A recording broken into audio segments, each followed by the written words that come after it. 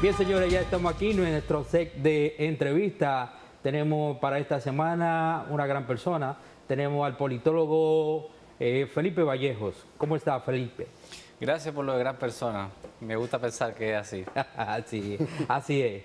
Bienvenido al Filo, el programa Al Filo, que se transmite cada domingo por el canal 25 y a través de nuestras redes sociales. Gracias a ustedes por la invitación. De hecho, Felipe, conociéndote ya como un politólogo y un asesor de comunicación política, ¿cuál es tu opinión o cuál es tu valoración ya después de un año del gobierno de Luis Abinader? Bueno, poquito más de un año, pero da la impresión de que ha pasado mucho más tiempo. El presidente Abinader asumió las condiciones más difíciles, no sé, desde que yo tenga una memoria. Desde que la historia, por lo menos de la historia democrática, Luis Abinader ha sido a quien más difícil le ha tocado. Y eso se ha notado desde el principio. Por ejemplo, es prácticamente de orden que un presidente al otro día de gobernar, que es el día que más poder tiene un presidente, luego simplemente se va desvaneciendo, es el sometimiento de una reforma fiscal para de alguna forma tapar el hoyo de la gestión anterior. Y esto en ese caso no ha ocurrido, por la razón de que asumió en plena pandemia, donde ni siquiera había certidumbre en ese momento de una posible vacuna. Entonces estábamos en una situación realmente incierta con respecto a lo que podía venir. Entonces Abinader asumió en esas circunstancias, ha sido un año muy duro y eso ha envejecido al gobierno del presidente mucho más rápido que si hubiese envejecido en un tiempo normal.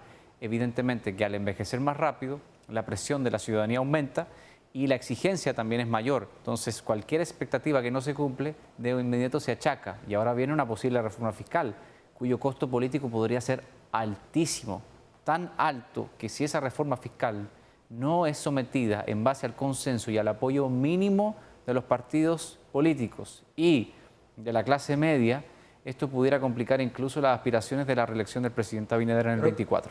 Pero tú no piensas que el gobierno está obligado, como quien dice, a jugar el juego del calamar, de vida o muerte, con respecto a la aprobación de la reforma fiscal. Lo primero es que lo que he escuchado en los pasillos es que no hay forma de que se sostengan las finanzas públicas sin una reforma fiscal. Si fuera el presidente Abinader y le dijeran, presidente, usted tiene un derecho para endeudarse, reducir el gasto corriente del gobierno y hacer uno que otro movimiento de impuestos con respecto a, por ejemplo, cualquier servicio que el gobierno acapare dinero, pues obviamente se le busca la vuelta. Pero el hecho de que el gobierno está empeñado en pasar una reforma y que de hecho lo saque del diálogo en el Consejo Económico y Social para llevarlo a un acuerdo prácticamente entre líderes, dígase Danilo Medina, Leonel Fernández, quizás Guillermo Moreno y Luis Abinader, eso implica que tiene mucha urgencia de que esto pase y que es estrictamente necesario que se haga porque ellos saben el costo político que eso conlleva, que por más suave que pueda pasar desde el punto de vista político, va a tener una consecuencia para el presidente Abinader, porque las consecuencias de la reforma van a caer en manos de él y no de su antecesor. En esta semana nosotros observamos que los empresarios están rebelados y obviamente dicen que no es el momento para aprobar una reforma fiscal, pero el gobierno se empeña. Incluso el gobierno mandó a su vocero a decir que ellos no habían filtrado el proyecto de la reforma fiscal cuando el pueblo ya estaba cuestionando sobre todo cómo iba a ser esa reforma fiscal. Sí, me llamó mucho la atención que salga toda la semana a hacer un media tour, salió a hacer el CONEP y la ARD a decir que no es el momento de una reforma, que debe discutirse en el Consejo Económico y Social, que hay que establecer ciertos primeros parámetros o por lo menos reducir gastos de parte del gobierno antes de hablar de una reforma fiscal. Es decir, están enfrentando al presidente de la República. Eso no se había visto en muchos años, porque incluso cuando el mismísimo Danilo Medina quería forzar para un tercer periodo vía una reforma constitucional consecutiva, todavía el empresariado había guardado un silencio un poco incómodo y había incluso personeros que habían sido presidentes de esas asociaciones que habían dicho que a título personal ellos apoyaban la reelección de Danilo Medina en ese momento, una segunda reelección. En este caso es primera vez que en muchos años que vemos al empresariado enfrentando la agenda del gobierno y del presidente, que una vez este saca de la agenda del Consejo Económico y Social la reforma fiscal y dice, no, espérate, hay que devolverla ahí, porque ahí es que se discute y esto debe ser de consenso, como tratando de frenar. ¿A qué están apostando el empresariado?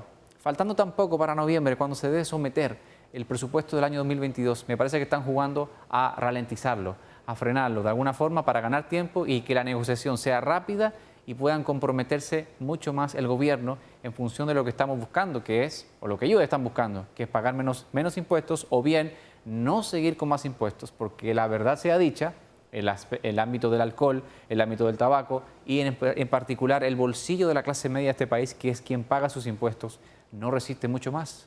Es así, realmente la clase media dominicana no resiste una reforma fiscal que vaya a agravar más lo que es su canasta familiar, por así decirlo. Pero yo quiero hacerte una pregunta en el ámbito, pues, de la estrategia de la comunicación. Este gobierno, cuando inició, vimos que quiso romper quizá con un paradigma que venía del gobierno pasado de que el presidente quizás casi no hablaba. Y ahora teníamos un presidente que todas las semanas daba declaraciones a la prensa.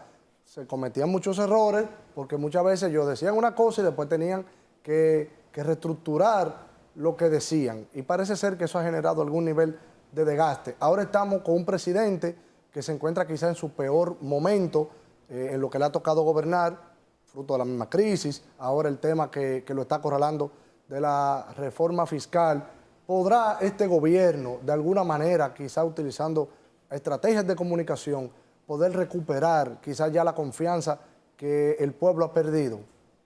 Difícil, porque yo creo que trasciende a la comunicación el tema de la recuperación de la confianza. De todas maneras, la sociedad dominicana es muy, digamos que paternalista. Culpa primero a todos los funcionarios y deja de último al presidente. El presidente siempre sale un poco más airoso. Es cuestión de ver los números de Danilo Medina al final de su gobierno. Su gobierno estaba muy castigado, pero su figura todavía se mantenía popular, siendo muy objetivos, claro. Y lo mismo pasó con Leonel Fernández. Al final se le acusaba de haber metido todo el brazo para que Danilo Medina se eligiera en el 12, y sin embargo Leonel salió con un 60 y pico % de popularidad, o sea, altísimo. En el caso de Luis Abinader es lo mismo. Yo creo que no puedo culparlo, pero sin lugar a dudas que cometió el desliz de dejar pasar demasiado tiempo antes de hablar de una reforma fiscal. Danilo Medina, a la semana de haber asumido en el 2012, ya estaba hablando de reforma fiscal. En octubre, es decir, un mes como hoy, un mes como este, hace prácticamente 10 años, él ya decía que era insostenible no hacer una reforma fiscal. Pero él sabía que el costo político de esa reforma no iba a caer sobre sus hombros. O sea, lo que usted dice, Felipe, que los políticos le corren el costo político. Por supuesto, como siempre. O sea, que si este gobierno aplica una reforma fiscal, ¿qué le pasaría en un futuro? Bueno, toda la responsabilidad recaerá sobre ellos. Por más que ellos digan que encontraron un estado quebrado, una situación de insostenibilidad, señores, ya ha pasado más de un año. Ya comienza a ser tu culpa y no la de tu antecesor. Cuando Medina lo somete en el 12, habían pasado 2 meses desde que asumió como presidente. ¿Quién había sido presidente en los últimos 8 años? Leonel Fernández. Sí. ¿Sobre quién recayó el rechazo de la población para una reforma fiscal? Sobre Leonel Fernández. Y en cambio a Danilo Medina se le dice, ok, te voy a dejar pasar tu reforma, pero ojo, quiero resultados. ¿Pero quién es el culpable? ¿Detrás de quién fueron? ¿Fueron a Palacio o fueron a Funglode? Fueron a Funglode. En este caso ha pasado más de un año. Y por ende, cuando se someta en noviembre próximo una reforma fiscal en el Congreso Nacional, Danilo Medina tendrá poco que decir y será Luis Abinader quien tendrá que rendir cuentas al respecto. ¿Podríamos decir que en República Dominicana se va a repetir lo que ocurrió en Colombia cuando se habló de reforma fiscal? Espero que no, espero que aprendamos. Tú sabes que generalmente no aprendemos de los errores en cabeza ajena. Vimos en Chile, se subió el precio del transporte público unos cuantos pesos y eso fue suficiente para que estallara la indignación social. Luego, con lo que vino la violencia, no digo que hubo intervención hasta extranjera, de financiamiento extranjero, que la hubo, pero se generó una situación de descontento a raíz de una situación que no fue de consenso, no se le explicó a la gente. Esto está pasando, la ley manda a que se aumente el precio del transporte público cada cierto tiempo en función de la inflación, lo que ustedes quieran. Lo mismo en Colombia. O sea, prácticamente querían pasar una reforma fiscal por detrás debajo de la mesa y eso es inaceptable en un momento como este de la pandemia. Por ende, el gobierno debe explicar con mucha claridad qué es lo que está buscando, cuál es la propuesta de reforma fiscal y cuáles serán las consecuencias en los próximos años y meses. Pero yo observo, Felipe, que los congresistas están en silencio, no se expresan, o es quizás que ya el gobierno tiene preacuerdo con ellos para pasar posiblemente una reforma fiscal. Para pasar una reforma fiscal necesitan los votos del PLD para pasarla. Sí. Por ende, ahí se habla mucho de qué me das para que yo te dé. Es decir, qué me vas a ceder para yo darte los votos de la reforma fiscal. Me llamó poderosamente la atención esta semana, a mediados de esta semana, cómo gana en la Asociación Dominicana de Profesores un PLDista, Sí. mayoría absoluta en todo el país. O sea, a alguien le tiene que llamar la atención esto. Eso es un síntoma. Es un síntoma, claro, de que hay ciertos acuerdos entre partidos antagónicos, como es el PLD y como es el PRM. De alguna forma, y el tiempo me dará la razón o me demostrará que estoy equivocado. O sea, que eso te llama la atención. Pero claramente, algo está pasando ahí. Es decir, el silencio del PLD con respecto a una reforma fiscal fue prácticamente total. Apenas salieron a decir, bueno, una reforma fiscal, habrá que ver. Salió Domínguez Brito por su lado, que está en una candidatura presidencial, se entiende. Pero el PLD como partido ha guardado un silencio bastante ensordecedor. Y eso evidentemente que habla de algún tipo de acuerdo para que le dejen pasar la reforma. Porque ¿cuál es la urgencia número uno de este gobierno? Es puramente económica, no es política, porque su presidente está legalmente habilitado. Pero pudiera ser que las elecciones de la ADP no pudieran ser la antesala de lo que pasaría en el 2024. Es más síntoma de un acuerdo interno entre partidos para pasar las reformas que un síntoma de lo que pudiera ocurrir en el 24, porque creo que como está la situación actual, con un presidente legalmente habilitado, por más que se desgaste, y una oposición dividida entre dos partidos que difícilmente se van a unir de cara a nivel presidencial.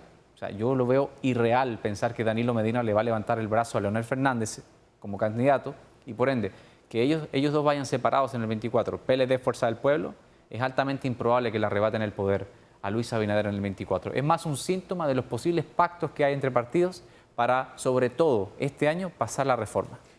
Bien, Felipe, vamos a una pausa y antes de irnos a la pausa yo quisiera dejarte esta pregunta. ¿Cuál es tu opinión respecto a la imagen de la Policía Nacional? Si te gustó este video, no olvides darle like, Al Filo RD, y activar las notificaciones. Recuerda seguirnos en todas nuestras redes sociales, en Facebook, YouTube e Instagram, como Al Filo RD.